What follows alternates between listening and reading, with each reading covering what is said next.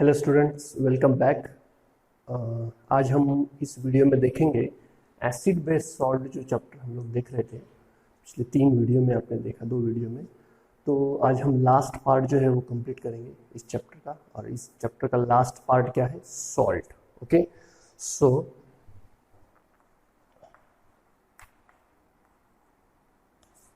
Salts.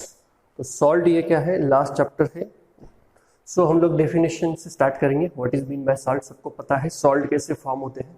Okay, acid plus base gives salt, ये सबको पता है।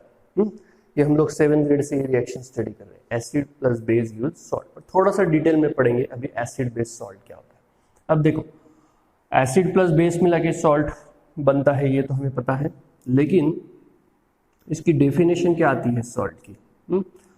ये हमने देखा कि सॉल्ट फॉर्मेशन कैसे होता है, डेफिनेशन क्या होती है, बट एक्चुअली इस रिएक्शन में क्या होता है यही उसकी डेफिनेशन है।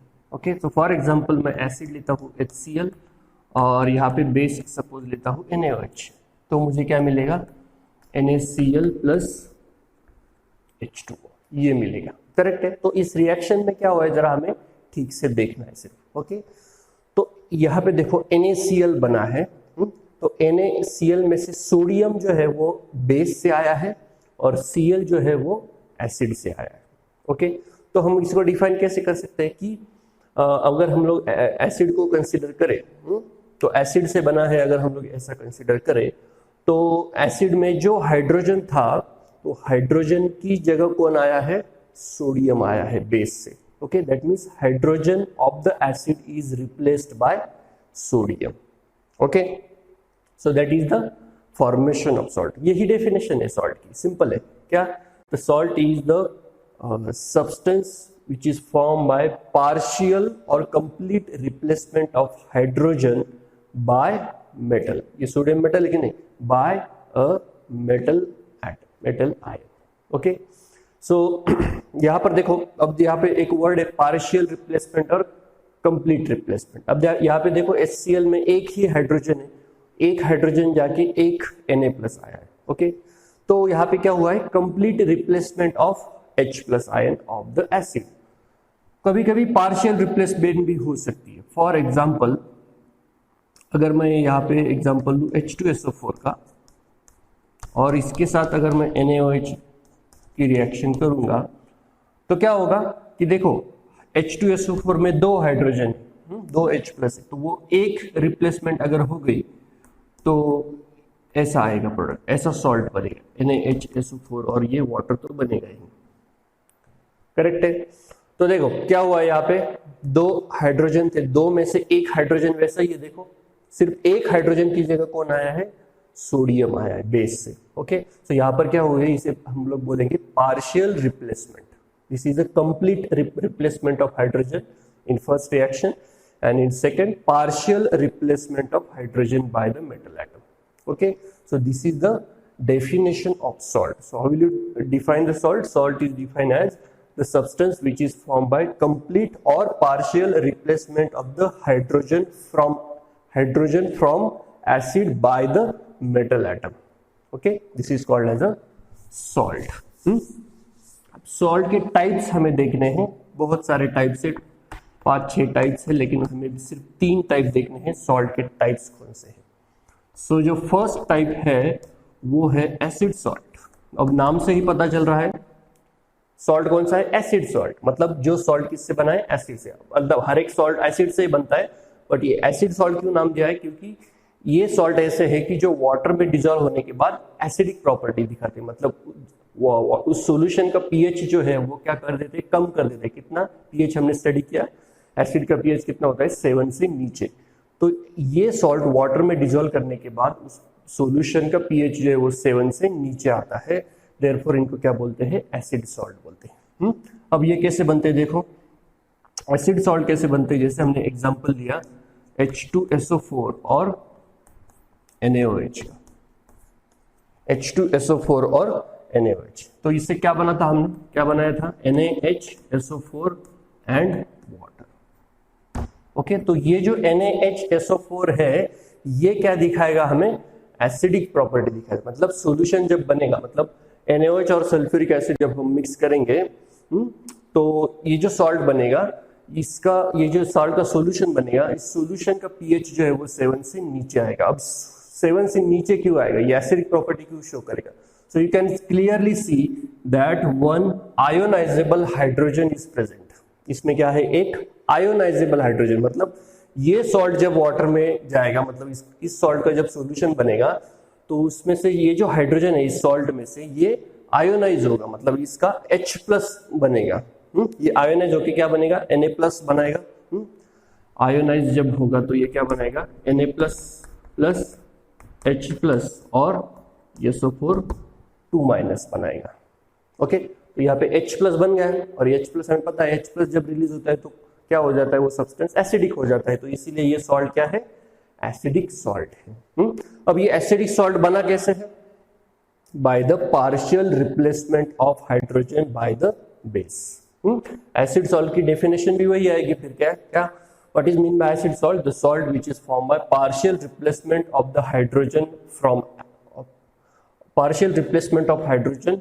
From acid by the metal atom और ion is known as acid salt.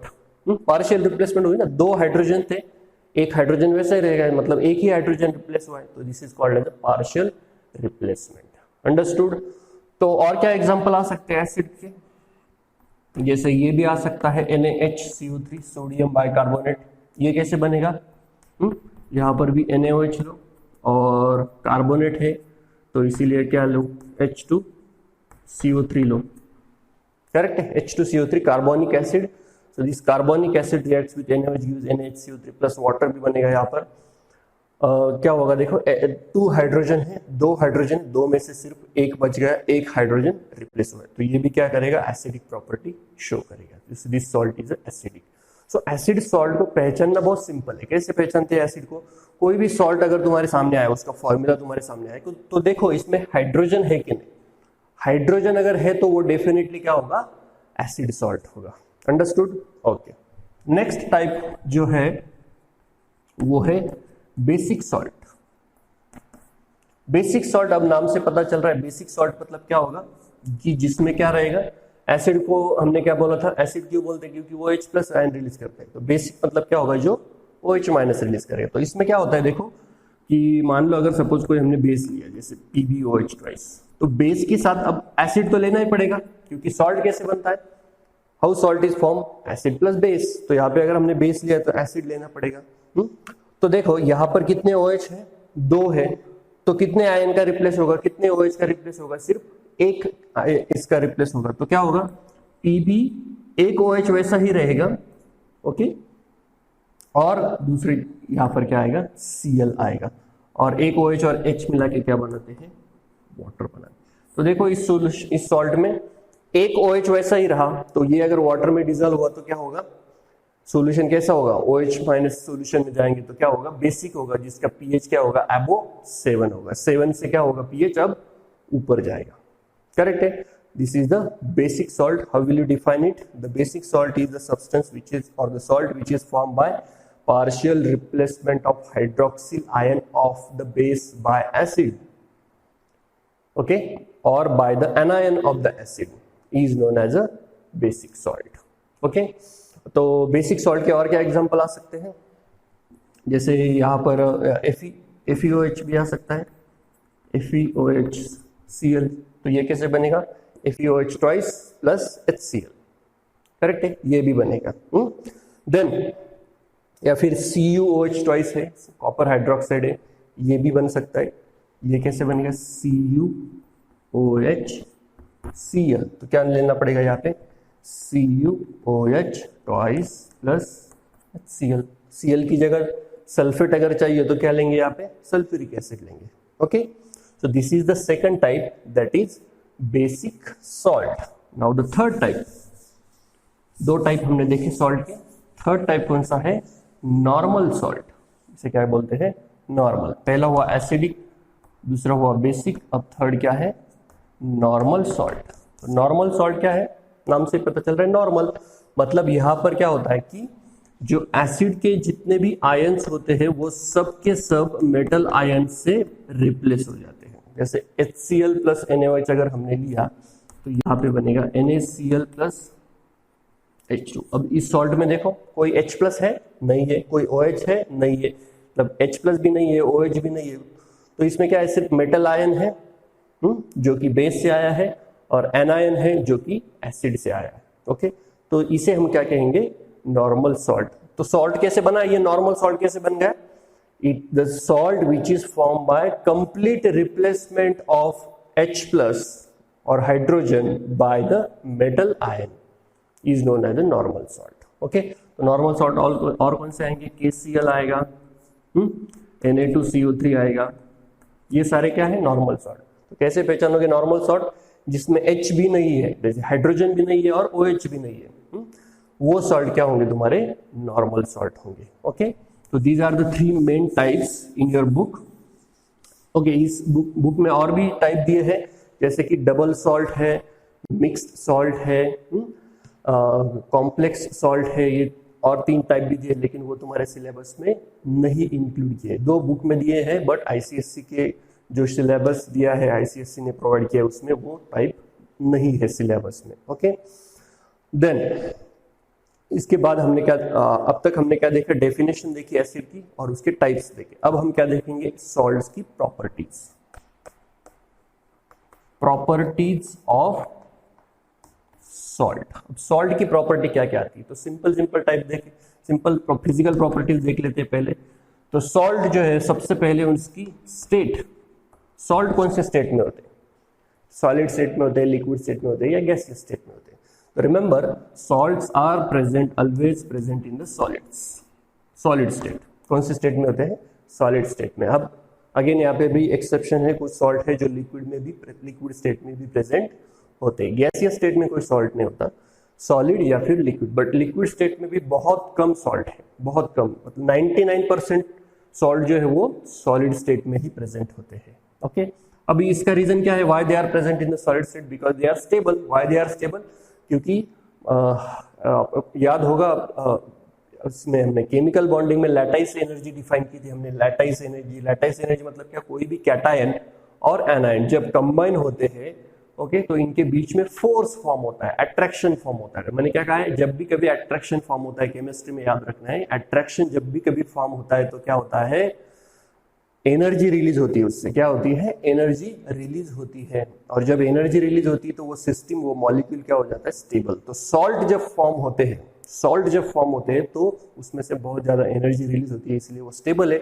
और कोई भी मॉलिक्यूल कंपाउंड जितना ज्यादा स्टेबल रहता है, वो कौन से स्टेट में चला जाता है, सॉलिड स्टेट में रहता है। Okay, and it also depends on their intermolecular attractions. Then second जो प्रॉपर्टी है वो है सोल्यूबिलिटी। सोल्यूबिलिटी ज्यादातर हम लोग पढ़ेंगे वाटर में। तो सॉल्ट वाटर में क्या होंगे, सोल्यूबल होंगे। मैंने तुम लोगों को सेकंड चैप्टर में ही एग्जांपल दिया था NaCl का। जब NaCl हम वाटर में डिसॉल्व करते हैं तो कैसे अट्रैक्शन फॉर्म होता है, याद है सबको। वाटर कैसा है, पोलर मॉलिक्यूल है, पार्शियल निगेटिव पार्शियल पॉजिटिव है। तो सोडियम के अराउंड क्या होंगे, ऑक्सीजन होंगे। ओके, करेक्ट है, याद है सबको।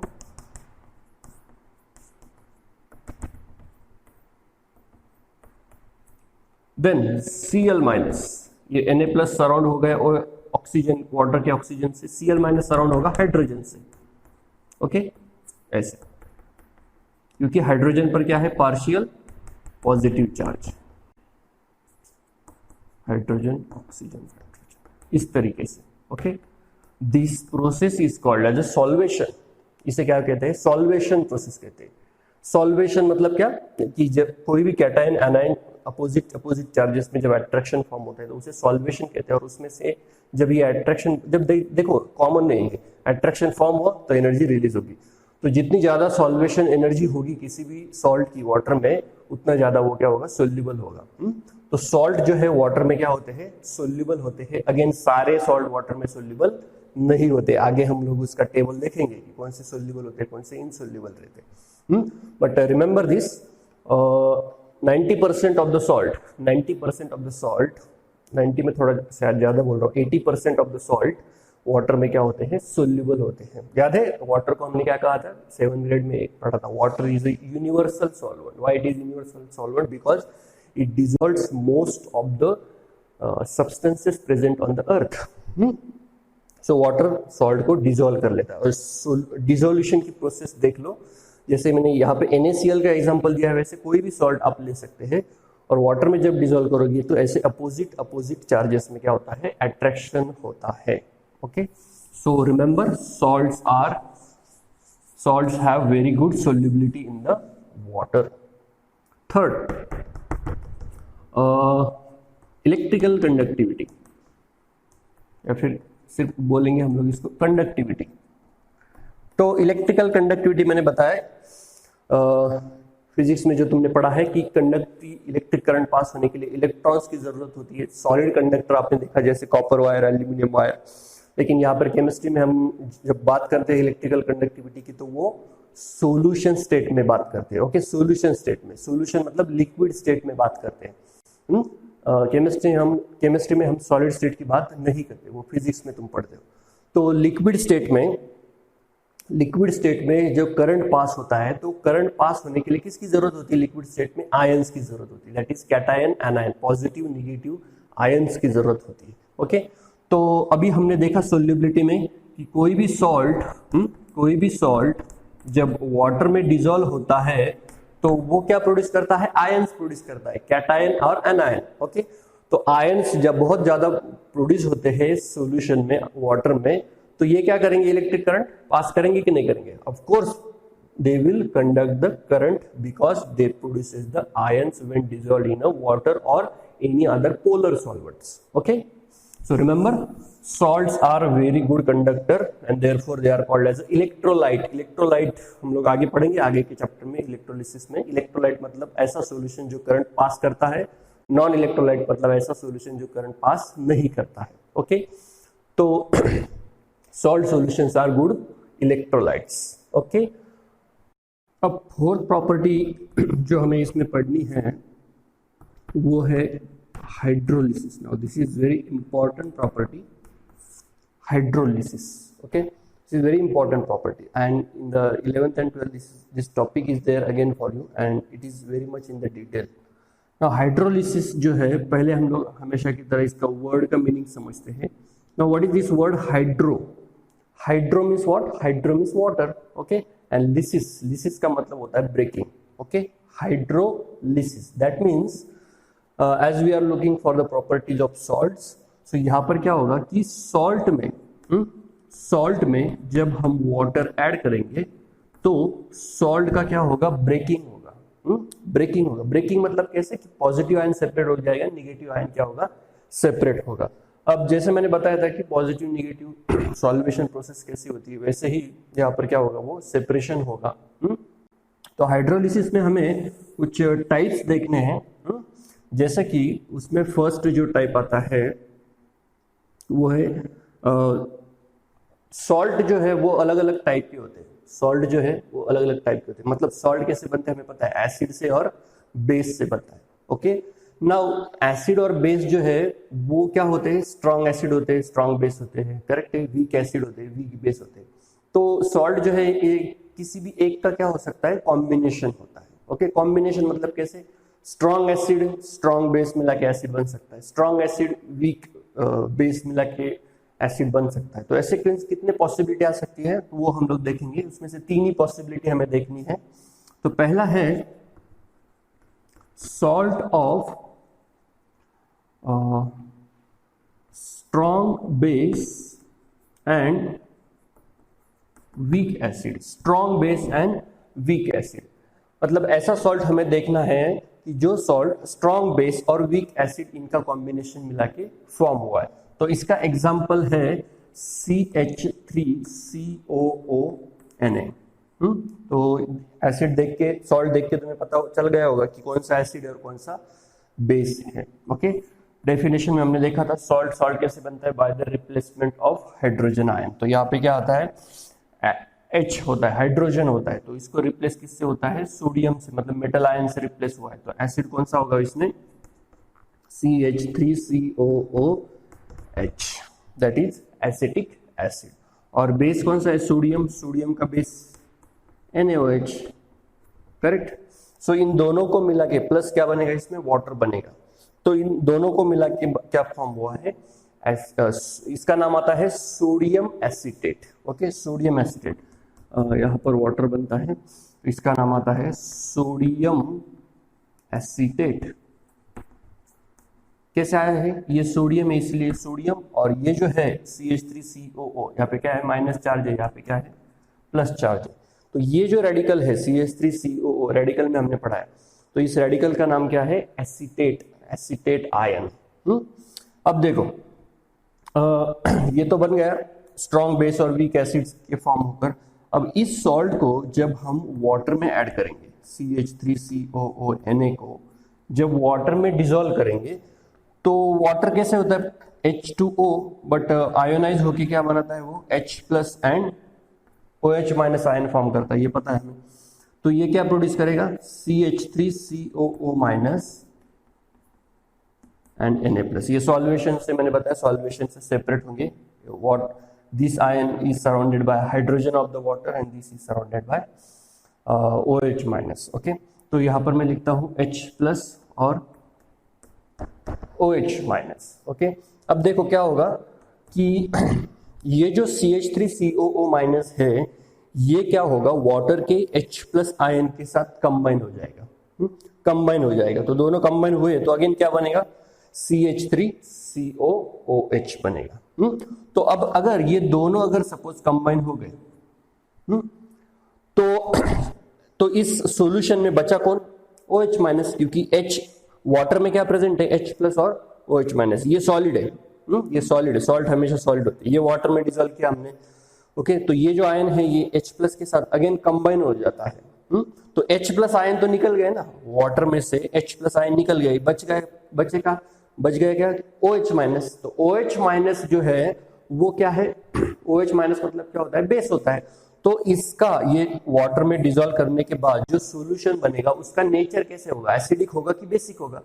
Obviously it will be basic. क्यों बेसिक होगा? क्योंकि इसमें अब सॉल्यूशन में क्या बच गए हैं? OH माइनस आयन बचे। करेक्ट है?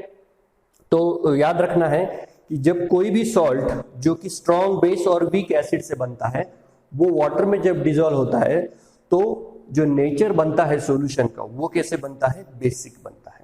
रहेगा यार, वेरी इंपॉर्टेंट पॉइंट। तो strong base, salt of strong base and weak acid will give the solution of the basic properties. Okay, remember the example also. Now जो थर्ड टाइप है, second type जो है वो है सॉल्ट ऑफ, यहां पर strong base की जगह अब क्या होगा? Strong acid and weak base. मतलब अब क्या? अब कौन सा सॉल्ट होगा? ऐसा सॉल्ट जो स्ट्रॉन्ग एसिड और वीक बेस मिला के क्या हुआ है? फॉर्म हुआ। तो इसका एग्जांपल है NH4Cl। NH4Cl। अब पता चला कि ये कैसे बना होगा, ये सॉल्ट कैसे बना होगा? कौन से बेस और कौन सा एसिड मिला के बना होगा? Cl है मतलब कौन सा एसिड होगा इसमें? HCl। और NH4 है मतलब कौन सा बेस होगा? NH4OH। तो यहां पे बनेगा NH4OH और HCl। तो ये मिला के क्या बनेगा तुम्हारा? NH4Cl। और क्या बनेगा इसमें? और कुछ नहीं बनेगा इसमें, वाटर नहीं बनता, याद रखो, क्योंकि ये कॉम्बिनेशन होता है इसका। सॉरी, वाटर भी बनेगा इसमें, वाटर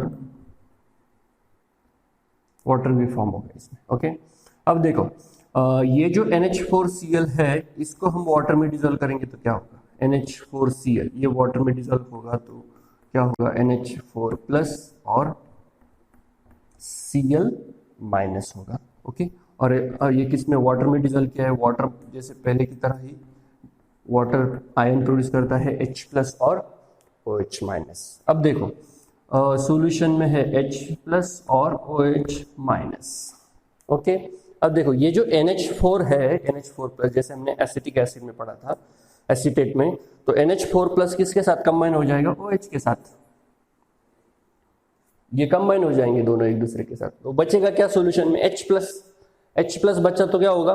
सॉल्यूशन का पीएच जो है, वो जो नेचर है वो क्या होगा, एसिडिक होगा, क्योंकि H+ मतलब क्या होता है, एसिड, एसिडिक नेचर होगा। तो पीएच क्या होगा इसका, पीएच होगा लेस देन 7। और पहली केस जो देखी हमने उसमें पीएच क्या होगा, pH will be greater than 7।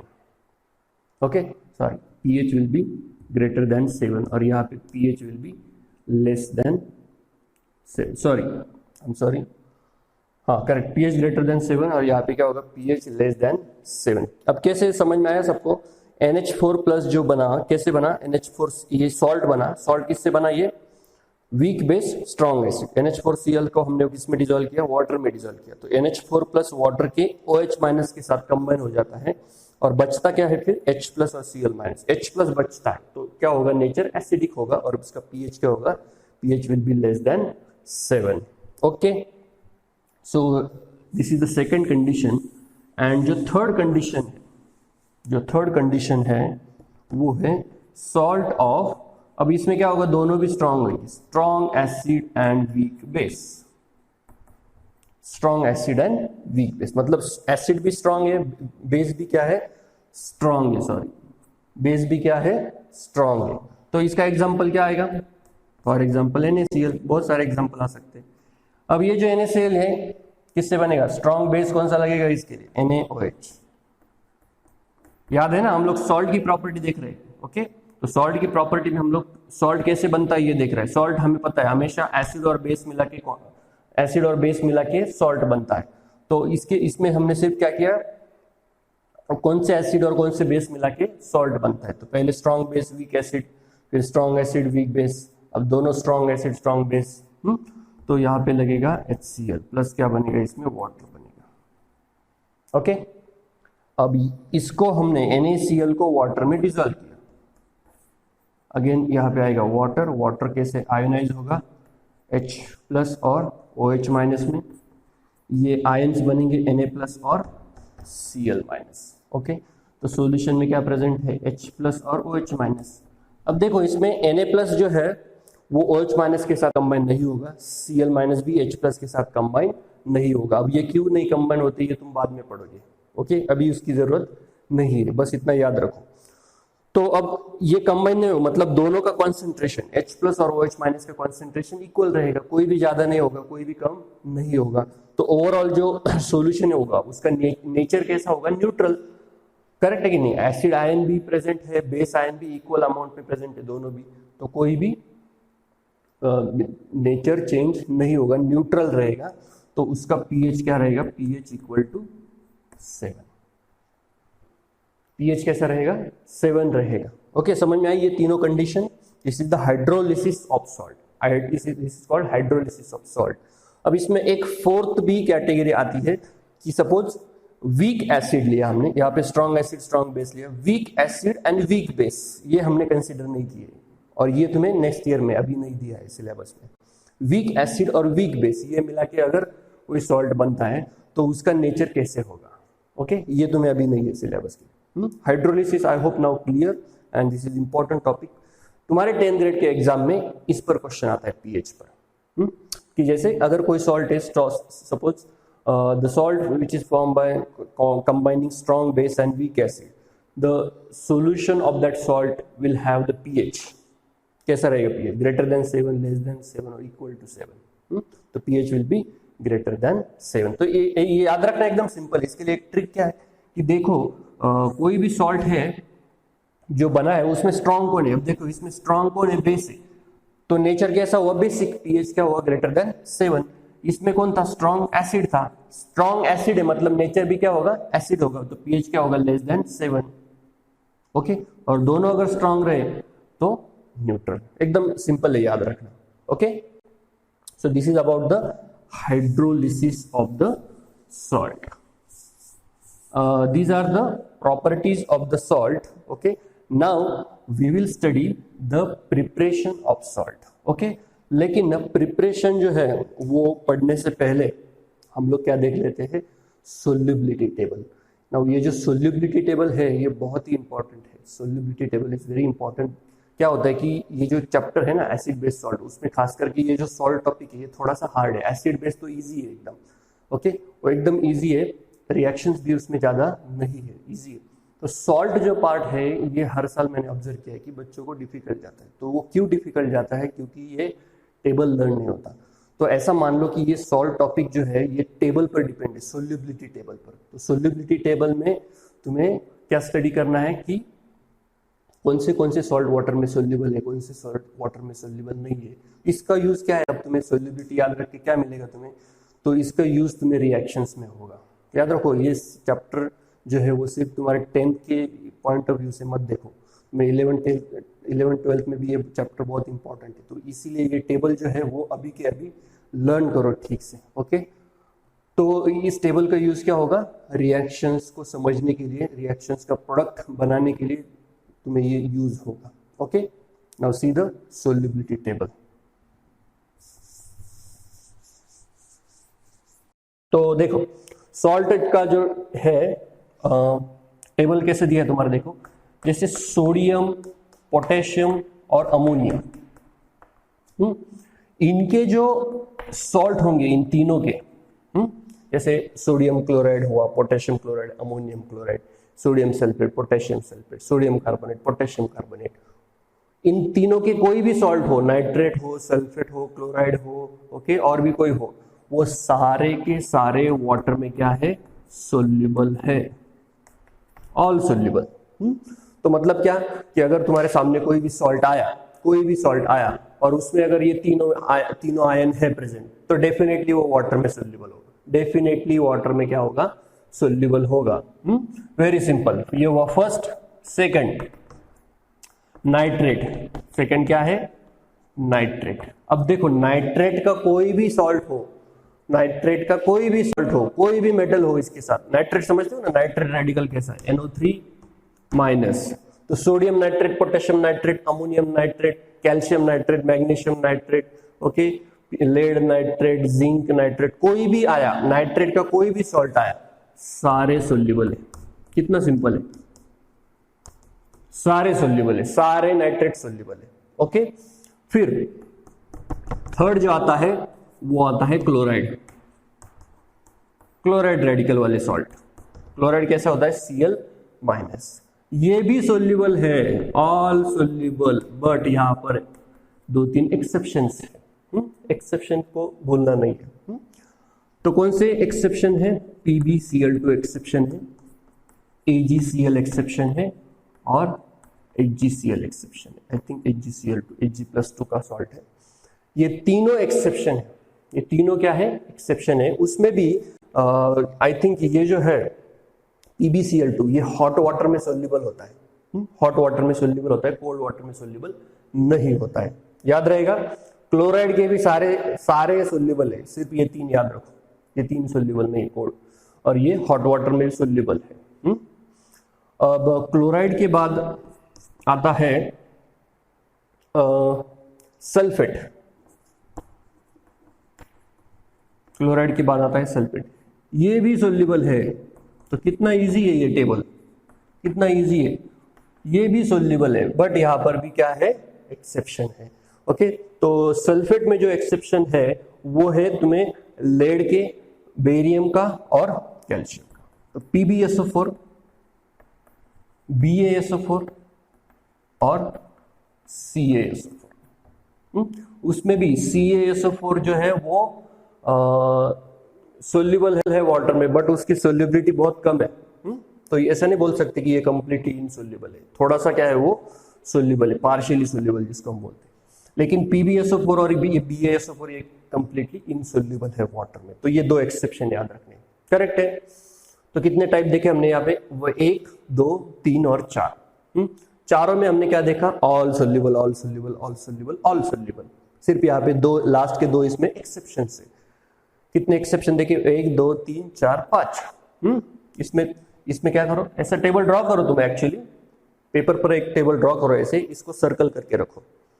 इसको सर्कल किया, इसका मतलब क्या? ये हॉट वाटर में, इसके नीचे H लिख दो, मतलब हॉट वाटर में सोल्यूबल है, और इसके नीचे P लिख दो, मतलब ये क्या है? पार्शियल सोल्यूबल है वाटर में।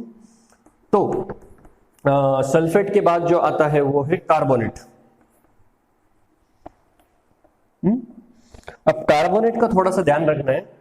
सब जगह हमने all soluble all soluble all soluble किया, यहाँ पे लिखना है ऑल इनसोल्यूबल, ऑल इनसोल्यूबल मतलब सब के सब कार्बोनेट क्या है, इनसोल्यूबल है एक्सेप्ट सोडियम, पोटेशियम और अमोनियम। पहले ही हमने लिया था ये तीनों, सोडियम पोटेशियम अमोनियम, इनके कोई भी सॉल्ट हो सबके सब सोल्यूबल है। तो इनका अगर हमने कार्बोनेट लिया मतलब सोडियम कार्बोनेट, पोटेशियम कार्बोनेट और अमोनियम कार्बोनेट, तो ये क्या ये इनसोल्यूबल रहेंगे? नहीं, जो कि हमने यहाँ पे ऑलरेडी ऑल सोल्यूबल लिखा है, तो यहाँ पर इन तीनों के अलावा, इन तीनों कार्बोनेट के अलावा सारे कार्बोनेट इनसोल्यूबल होते हैं वाटर में। क्या होते हैं? इनसोल्यूबल, सोल्यूबल नहीं होते वाटर में। सिर्फ ये तीन एक्सेप्शन याद रखने हैं। कार्बोनेट के बाद आता है ऑक्साइड। डोंट वरी, अभी दो ही रह गए ऑक्साइड। तो इसमें भी क्या लिखना है? ऑल इनसोल्यूबल, सारे के सारे क्या है? इनसोल्यूबल। बट अब मुझे बोलो इसमें एक्सेप्शन कौन सा आएगा? कौन सा एक्सेप्शन आएगा इसमें? अगेन ये सोडियम और पोटेशियम। अमोनियम का कोई ऑक्साइड नहीं होता, अमोनियम का कोई ऑक्साइड नहीं होता। तो except sodium oxide and potassium oxide, that is Na2O and K2O, ये क्या होंगे? सोल्यूबल होंगे। बाकी सारे ऑक्साइड इनसोल्यूबल, कैल्शियम ऑक्साइड ये वो सब क्या है? इनसोल्यूबल है। CaO है इसमें, CaO भी है, मतलब कैल्शियम का जो ऑक्साइड है वो भी क्या है? सोल्यूबल है। तो यहाँ पे और एक ऐड कर दो, कैल्शियम। तो इन तीनों मेटल के ऑक्साइड जो है क्या है? वाटर में सोल्यूबल है। ओके, और जो लास्ट आता है, थोड़ा सा मैं स्पेस को जरा एडजस्ट करता हूं, ओके, ताकि बाद में सबको दिखेगी। और लास्ट जो है 7th, वो है हाइड्रोक्साइड। तो हाइड्रोक्साइड में भी क्या आएगा? All insoluble. अगेन यहाँ पे एक्सेप्शन कौन सा आएगा? बोलो जल्दी। Again yes, correct, Na, ammonium. इन तीनों के हाइड्रोक्साइड जो है वो क्या होंगे?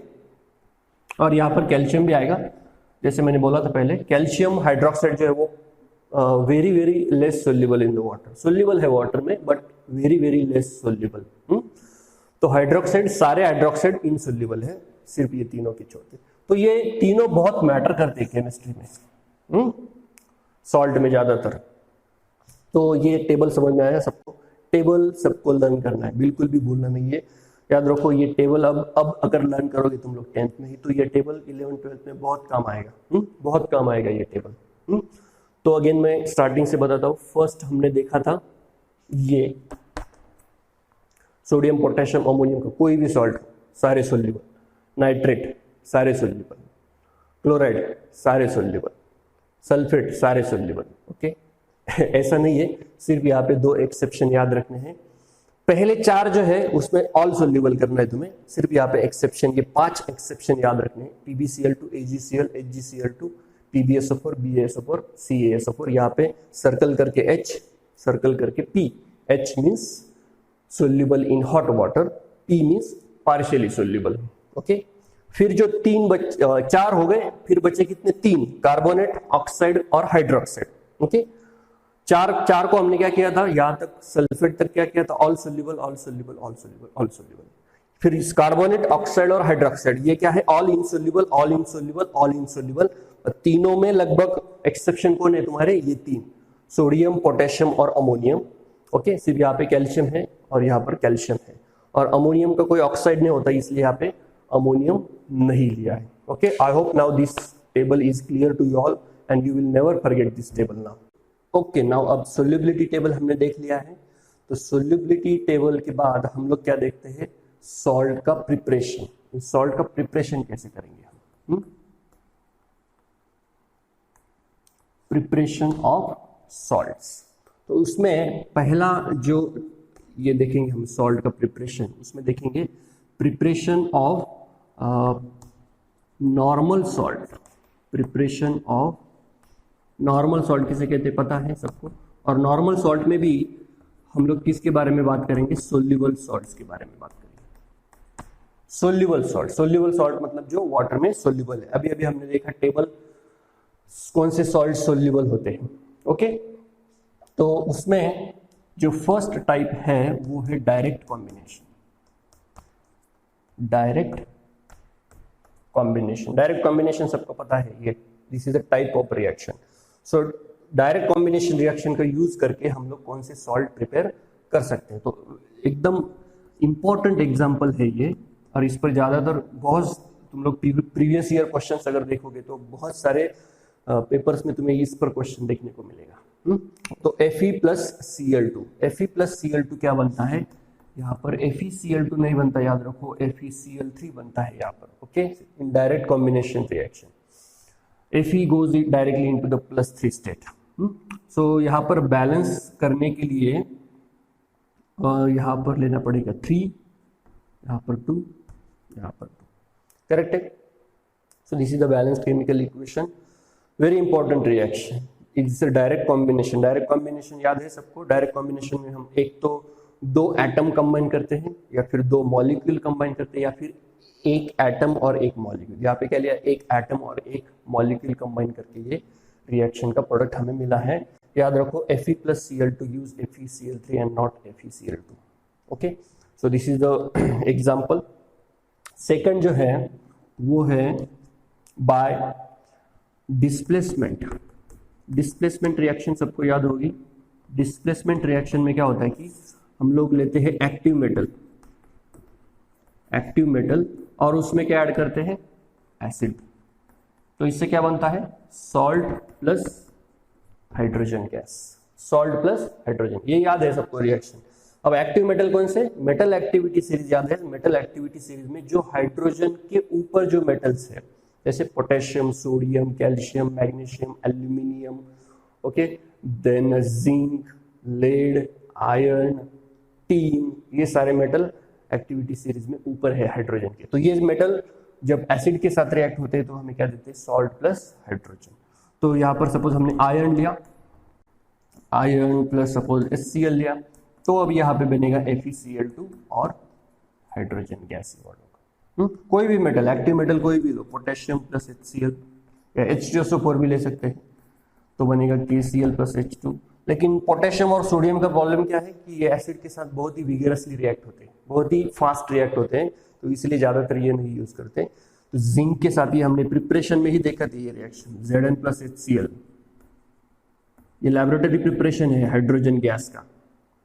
Okay, Zn plus HCl। तो देखो यहाँ पे सॉल्ट मिल गए हमें, और ये सारे सॉल्ट क्या है, वाटर सोल्यूबल है। याद है, सोल्यूबिलिटी टेबल याद करो। यहाँ पे देखो FeCl3, सोल्यूबिलिटी टेबल में क्लोराइड का टेबल याद करो। क्लोराइड के टेबल में हमने देखा कि क्या लिखा था, ऑल सोल्यूबल लिखा था, करेक्ट है, ऑल सोल्यूबल लिखा था। एक्सेप्शन क्या है इसके लिए, PbCl2 एक्सेप्शन है। ओके, और क्या एक्सेप्शन है, आई थिंक इसमें BaCl2 एक्सेप्शन है। BaCl2 नहीं, HgCl, ये सारे क्या है इसमें एक्सेप्शन है। तो ये देखो, ये सारे क्या होंगे, वाटर में सोल्यूबल होंगे। क्योंकि क्लोराइड में हमने लिखा था ऑल सोल्यूबल, सिर्फ लेड का क्लोराइड, सिल्वर का क्लोराइड और मर्क्यूरी का जो क्लोराइड सॉल्ट है, ये वाटर में सोल्यूबल नहीं होते। Okay, so this is the second method, that is displacement. अब जो थर्ड मेथड है न्यूट्रलाइजेशन। इसमें क्या देखेंगे हम, न्यूट्रलाइजेशन। बट किसका neutralisation, neutralisation of insoluble bases. अब बेस का न्यूट्रलाइजेशन किससे होता है, एसिड से। So neutralisation of insoluble bases by acid. तो हमें अब देखना है कि इनसोल्यूबल बेसिस कौन से है। सबसे पहले बेसिस मतलब क्या, बेस मतलब क्या हो सकते हैं, ऑक्साइड हो सकते हैं या फिर हाइड्रोक्साइड हो सकते हैं, करेक्ट है। तो हमें यहाँ पर यही यूज करने हैं, ऑक्साइड और हाइड्रोक्साइड। नाउ जो ऑक्साइड हम लोग देखते हैं पहले, कि कौन से ऑक्साइड जो है वो वाटर में इनसोल्युबल है। तो ऑक्साइड का टेबल याद करो, ऑक्साइड का टेबल। तो ऑक्साइड के टेबल में हमने देख क्या लिखा था, ऑक्साइड का टेबल में,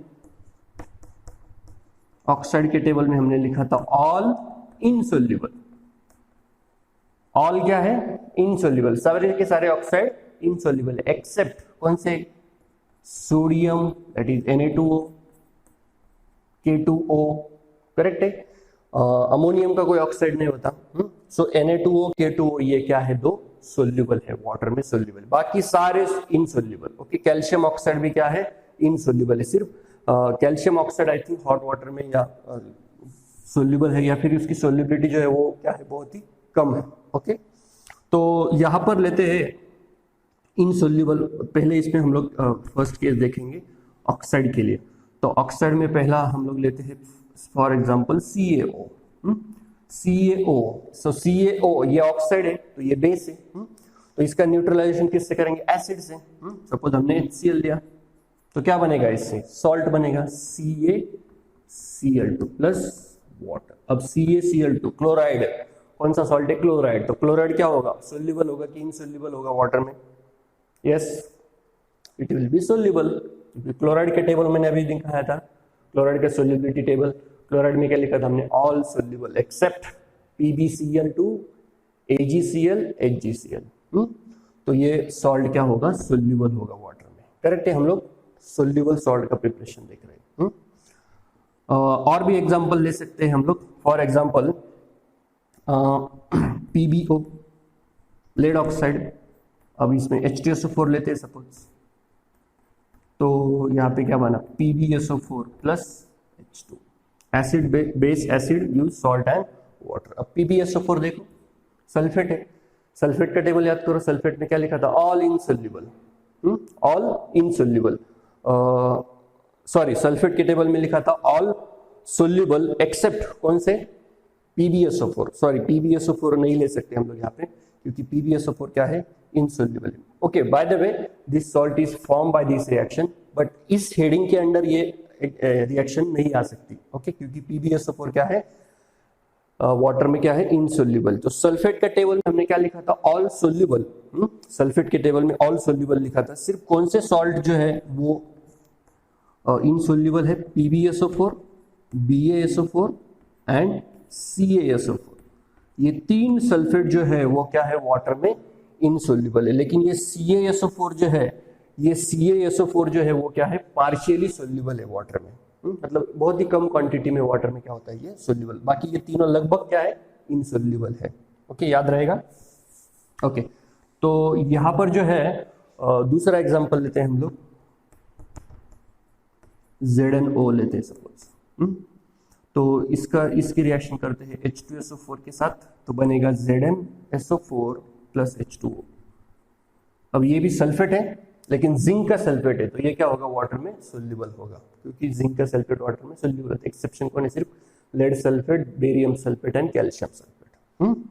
सो ऐसे कोई भी तुम लोग ऑक्साइड यूज करके उसके साथ एसिड रिएक्ट करके सोल्यूबल सॉल्ट जो है वो प्रिपेयर कर सकते हैं। ओके, तो ये तो हो गया ऑक्साइड का। अब कौन से हाइड्रोक्साइड जो है वो वाटर में इनसोल्यूबल है, ये जरा याद करो। हाइड्रोक्साइड का टेबल याद करो। हाइड्रोक्साइड में हमने लिखा था ऑल, हाइड्रोक्साइड के टेबल में लिखा था ऑल इनसोल्यूबल।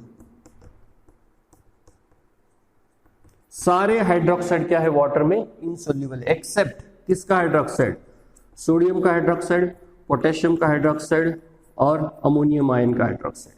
इन तीनों के हाइड्रोक्साइड जो है वो क्या है, वाटर में सोल्यूबल है। ओके, तो हम एग्जांपल के लिए क्या लेते हैं यहाँ पे, सपोज यहाँ पे कैल्शियम हाइड्रोक्साइड लेते हैं। कैल्शियम हाइड्रोक्साइड के साथ न्यूट्रलाइजेशन पे एसिड करना है, HCl लेते हैं। ओके, तो कैल्शियम हाइड्रोक्साइड प्लस ये क्या बनेगा, CaCl2 प्लस H2। कौन सा सॉल्ट बना, क्लोराइड। तो ऐसे देखो, एसिड हम लोग दो ही यूज कर रहे हैं यहाँ पे, HCl और H2SO4। HNO3 भी यूज कर सकते हैं। ओके, तो नाइट्रेट एक एग्जांपल लेता हूं मैं। तो देखो क्लोराइड बना, क्लोराइड का टेबल याद करो। क्लोराइड के सारे सोल्यूबल होते हैं except PbCl2, HgCl2, HgCl and AgCl, ये इनसोल्यूबल होते हैं। ओके, और कौन से हाइड्रोक्साइड है जो इनसोल्यूबल, जिंक हाइड्रोक्साइड लिया सपोज इसका। अब लेते हैं हम लोग सपोज नाइट्रिक एसिड। ओके, तो नाइट्रिक एसिड लिया तो कौन सा सॉल्ट बनेगा, ZnNO3 बनेगा, ZnNO3 ट्वाइस बनेगा प्लस H2O बनेगा। ओके, अब ये कौन सा सॉल्ट बनेगा, नाइट्रेट। नाइट्रेट का टेबल याद करो, नाइट्रेट में तो कोई याद ही नहीं रखना है, सारे सोल्यूबल। नाइट्रेट में क्या है, सारे नाइट्रेट वाटर में सोल्यूबल होते, कोई एक्सेप्शन नहीं है उसमें। So this will be soluble. Okay, और भी कोई कई हाइड्रोक्साइड्स हैं जो वाटर में इनसोल्यूबल है, उनकी रिएक्शन तुम लोग करके सोल्यूबल सॉल्ट जो है वो प्रिपेयर कर सकते हो। देखो कितना इंपॉर्टेंट है सोल्यूबिलिटी टेबल। सोल्यूबिलिटी टेबल समझ में आया तो फटाफट तुम लोग रिएक्शन का प्रोडक्ट लिख सकते हो, और सोल्यूबिलिटी जब समझ में आता है तो रिएक्शन का प्रोडक्ट लिखने में ज्यादा डिफिकल्टी नहीं होती है। ओके ओके, ये बात हो गई किसकी, हाइड्रोक्साइड की। ओके, अब जो दूसरे जो है वो है, तीसरा जो है इसमें मेटल कार्बोनेट्स। कार्बोनेट्स, कौन से कार्बोनेट जो है वो वाटर में इनसोल्यूबल होते हैं। याद करो कार्बोनेट का टेबल, कार्बोनेट में हमने क्या लिखा था, ऑल इनसोल्यूबल। ओके, सारे कार्बोनेट इनसोल्यूबल है, सिर्फ कौन सा एक्सेप्शन है इसमें, कौन सा एक्सेप्शन है, सोडियम, पोटेशियम, अमोनियम। इनके जो कार्बोनेट है इन तीनों के वो वाटर में सोल्यूबल है, बाकी सारे इनसोल्यूबल है। ओके, तो यहां पर हम लोग लेते हैं सपोज PbCO3, लेड कार्बोनेट क्या होगा वाटर में, इनसोल्यूबल होगा। ओके, तो इसके साथ अगर सपोज HCl लिया तो PbCl2 बनेगा। लेकिन लेकिन लेकिन PbCl2 बन गया तो क्लोराइड का टेबल याद करो जरा, क्लोराइड में कौन से सोल्यूबल है, सारे सोल्यूबल है। क्लोराइड क्या है, सारे सोल्यूबल है, बट PbCl2 एक्सेप्शन है। PbCl2 क्या बनेगा, क्या रहेगा, इनसोल्यूबल। क्लोराइड के एक्सेप्शन क्या है, PbCl2, AgCl एंड HgCl। ये क्लोराइड के क्या है, इनसोल्यूबल, तो ये इनसोल्यूबल रहेगा, याद रखो। तो ये सोल्यूबल के इसमें नहीं आएगा। देन CuCO3, दूसरा एग्जांपल CuCO3, इसमें लिया सपोज अगेन हमने HCl यूज किया तो क्या बनेगा, CuCl2 प्लस H2O। अब ये क्लोराइड क्या होगा, कॉपर का क्लोराइड क्या होगा, वाटर में सोल्यूबल होगा। ओके, सो इस ये जो थर्ड मेथड थी, neutralisation of insoluble base by acid, इसमें हमने तीन टाइप के इनसोल्यूबल बेसेस देखे। पहले देखे थे ऑक्साइड जो वाटर में इनसोल्यूबल है, फिर हमने देखा हाइड्रोक्साइड, और अब देख रहे हैं कार्बोनेट्स। ओके, और इन तीनों जो ये इनसोल्यूबल देखे, तीनों टाइप के जो इनसोल्यूबल बेसेस देखे हमने। हाँ, by the way carbonates are also bases. Okay, but not all the carbonates, few carbonates are basic in nature. So insoluble bases जो है वो कौन से हैं, ऑक्साइड देखे हमने, हाइड्रोक्साइड देखे और कार्बोनेट्स देखे। इनको एसिड के साथ रिएक्ट करके हमें क्या मिलते हैं, सोल्यूबल सॉल्ट्स मिलते हैं, और कुछ जगह हमने देखा इनसोल्यूबल सॉल्ट भी मिलते हैं। Okay, so this is the third method by neutralisation of insoluble base by acid.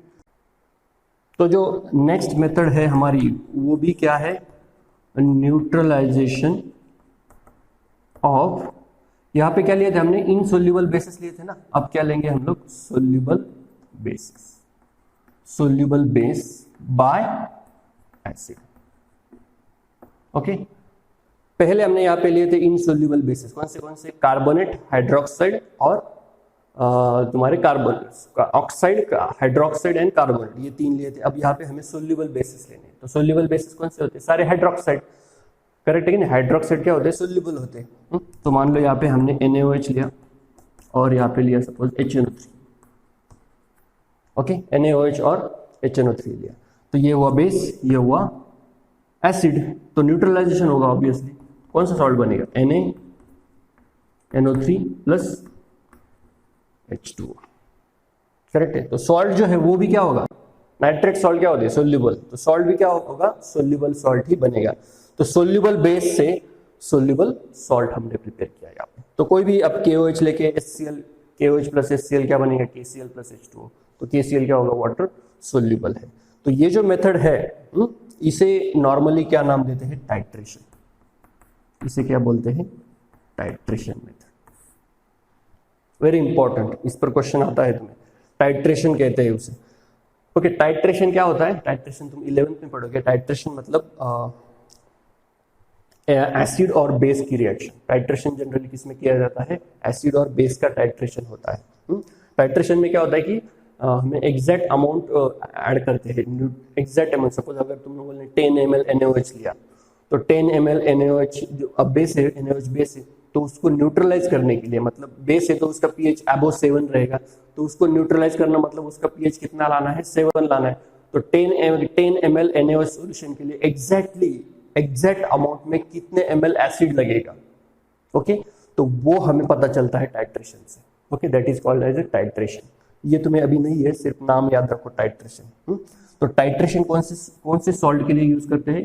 Titration method soluble basis और सॉरी सोल्यूबल बेस के लिए, सोल्यूबल बेस होता है टाइट्रेशन में मोस्टली। और कौन सा सॉल्ट बनता है उससे?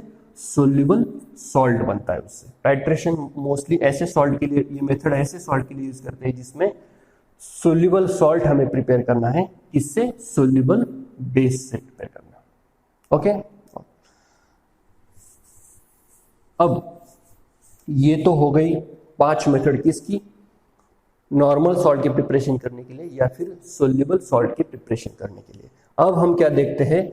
Second, preparation of insoluble salt. Okay, अब इनसोल्यूबल सॉल्ट की हमें सिर्फ 2 मेथड लेनी है। तो उसमें पहली है preparation of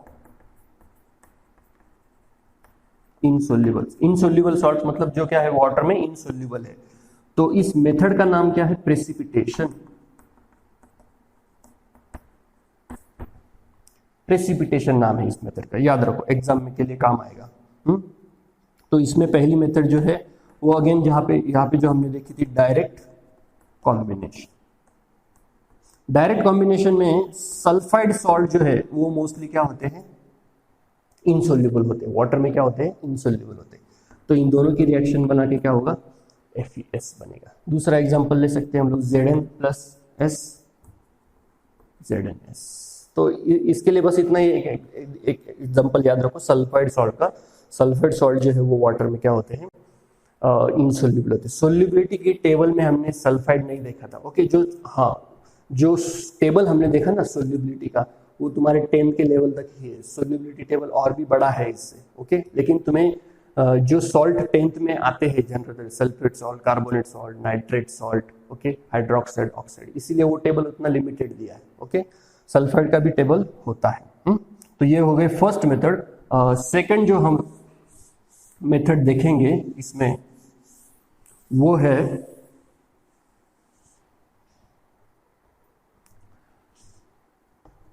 precipitation. Okay, precipitation, या फिर उसको ऐसा भी बोलते हैं डबल डिकम्पोजिशन।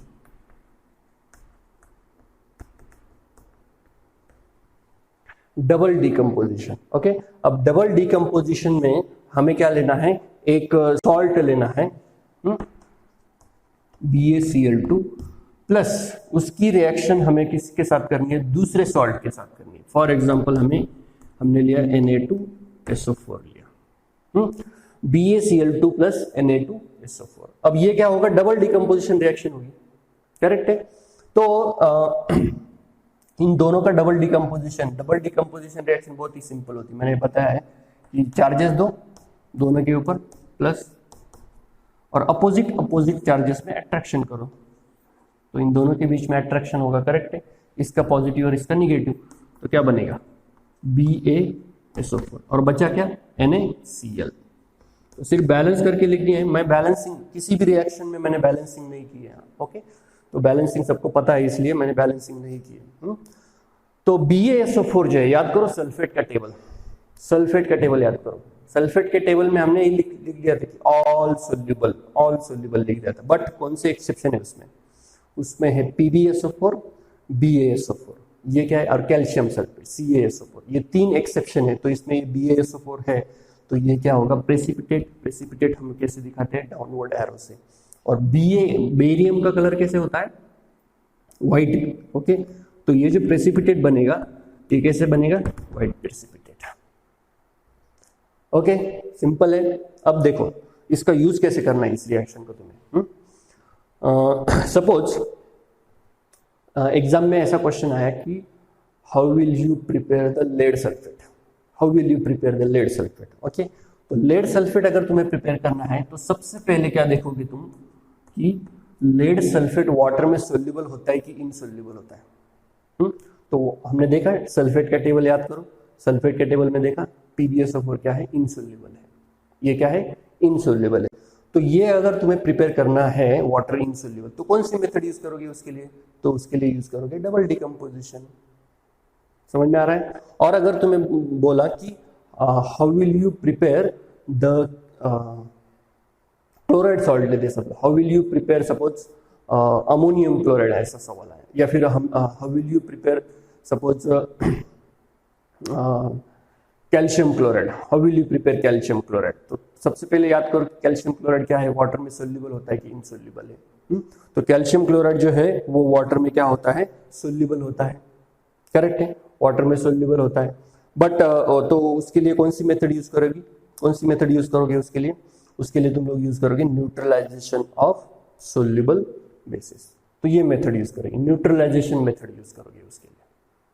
समझ में आ रहा है सबको। या फिर तुम लोगों ने यहाँ पे जो मैंने बताई थी टाइट्रेशन की मेथड, वो भी तुम लोग उसके लिए यूज कर सकते हो। लेकिन टाइट्रेशन मेथड किसके लिए यूज कर सकते हैं, किसके लिए यूज करते हैं टाइट्रेशन का, मैंने बताया टाइट्रेशन ऐसी मेथड है जहां पर तुम्हारा बेस जो है वो सोल्यूबल होना चाहिए, ऐसे ये मेथड है। टाइट्रेशन सोल्यूबल बेस अगर कोई स्टार्टिंग में तुम्हें यूज करना है, और सॉल्ट भी क्या होता है, सोल्यूबल होता है। तो कैल्शियम क्लोराइड है, सोल्यूबल है, तो वहां पर भी तुम यूज कर सकते हो। अब देखो हमें PbSO4 प्रिपेयर करना है तो डबल डिकम्पोजिशन से यूज करोगे। तो डबल डिकम्पोजिशन का एकदम सिंपल है, तो सल्फेट सॉल्ट लगेगा, तो यहाँ पे ले लो Na2SO4। ओके, तो SO4 आ जाएगा यहाँ से, और Pb लगेगा। ओके, तो Pb का कौन सा सॉल्ट लेते हैं, PbCl2 अगर लिया तो PbCl2 इनसोल्यूबल रहेगा वाटर में, तो वो नहीं ले सकते। ओके, तो क्या यूज करोगे, कार्बोनेट यूज करो, कार्बोनेट यूज करो। सल्फेट भी नहीं यूज कर सकते क्योंकि PbSO4 क्या है, इनसोल्यूबल है वाटर में। सॉरी, PbSO4 तो ऑलरेडी प्रिपेयर ही करना है हमें, तो Pb का लेड कार्बोनेट लो। और कौन सा है, लेड, लेड का ऑक्साइड जो है, लेड का ऑक्साइड क्या है, वाटर में सोल्यूबल होता है, सॉरी वो भी इनसोल्यूबल है, तो लेड कार्बोनेट लो। कार्बोनेट का टेबल याद करो, कार्बोनेट में हमने क्या देखा था, सारे कार्बोनेट जो है, सॉरी कार्बोनेट भी क्या होते हैं, इनसोल्यूबल होते हैं। तो ये भी नहीं ले सकते हम लोग। तो कौन सा क्लोराइड का सॉल्ट लोगे, नाइट्रेट लो, सिंपल नाइट्रेट लो, क्योंकि नाइट्रेट क्या है, सारे नाइट्रेट सोल्यूबल होते हैं, उसमें देखना ही नहीं कुछ। तो ये मिला के तुम्हें PbSO4 देगा, PbSO4 पर प्लस क्या बनेगा, NaNO3 बनेगा, तो इसका क्या बनेगा, प्रेसिपिटेट बनेगा, करेक्ट है। तो कोई भी सॉल्ट का प्रिपरेशन अगर तुम्हें आया तो वो देखो पहले वाटर में सोल्यूबल होता है कि इनसोल्यूबल होता है, इनसोल्यूबल हुआ तो डबल डिकम्पोजिशन, सोल्यूबल हुआ तो टाइट्रेशन यूज कर सकते हो। ओके, कोई भी मेथड यूज कर सकते हो, सोल्यूबल के लिए हमने मेथड देखी। Okay, now clear. और इसमें और भी एग्जांपल है तुम्हारे बुक में, वो तुम लोग बुक में से देख लो। Okay, I hope now salt में इस चैप्टर में आपको कोई डाउट नहीं रहेगा, और ये टेबल तुम लोग ठीक से लर्न करोगे। टेबल लर्न किया तो तुम लोग सारे सॉल्ट का जो टॉपिक है वो इजीली क्रैक कर सकते हैं। Okay, so in the next lecture we will start, let us see, we'll start analytical chemistry or the next topic from the study of compound, that is HCl और ammonia हमने study किया, maybe हम लोग start करेंगे nitric acid का। Okay, goodbye and take care.